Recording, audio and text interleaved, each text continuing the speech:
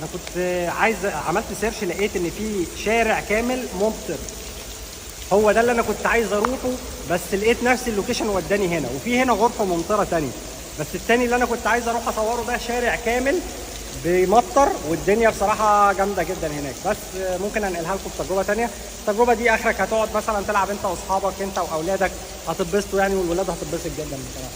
ودلوقتي وصلنا لفزوره الفيديو. ايه اللي يعدي تحت المطر وما يتبلش غيري انا؟ اللي يعرف الاجابه يكتبها لي في الكومنت وهرد عليها، اقول له المكان بالظبط فين. يا اسطى عمال بتبل يا اسطى. طب يلا. يا عم احمد بموت يا اسطى خلاص يا بتبلني من ورا ليه؟ احنا هنطلع اهو. يا عم هنطلع والله. والله طب يلا اطلع طبعا عشان بتبلني من ورا. انا اللي بحميك يعني. يا عم احمد عايز ايه؟ والله بص خش بسرعه يا عم. لا يا عم بالراحه. يا عم